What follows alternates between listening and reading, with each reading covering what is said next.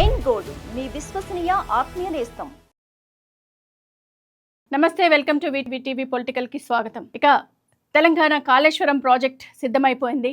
మరి ఈ కాళేశ్వరం ప్రాజెక్ట్ ఎప్పుడెప్పుడా అని ఎదురు చూస్తున్న జస్టిస్ పిసి ఘోష్ దాని రిపోర్ట్ని సమర్పించడం జరిగింది.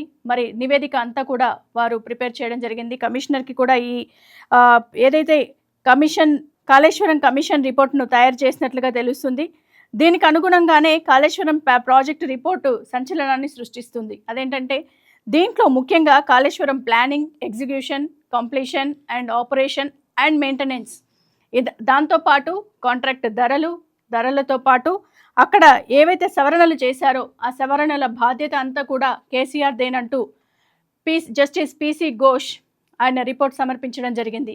దీనిపైన ఏదైతే కమిషన్ రిపోర్ట్ని సేకరించారో ఆ రిపోర్ట్ అంతటికీ కూడా కేసీఆర్ఏ బాధ్యుడంటూ ఈ రిపోర్ట్లో ఉండడం జరిగింది. మరి ఇది ఒక సంచలన వ్యాఖ్యలుగా మనకు తెలుస్తున్నాయి, సంచలనాన్ని సృష్టిస్తోంది. మరి పిసి ఘోష్ ఇచ్చిన ఈ రిపోర్ట్ ప్రకారం కేసీఆర్ పైన ఎలాంటి చర్యలు తీసుకోబోతున్నారు? మరి కేసీఆర్ అరెస్ట్ ఖాయమేనా? తెలంగాణ ప్రభుత్వం ఏం చేయబోతుంది? మరి వీటన్నింటినీ దాటుకోవడానికి కేసీఆర్ చెప్పే సమాధానాలు ఏంటి? మరి కేసీఆర్ ఎలాంటి నిర్ణయాలు తీసుకోబోతున్నారు?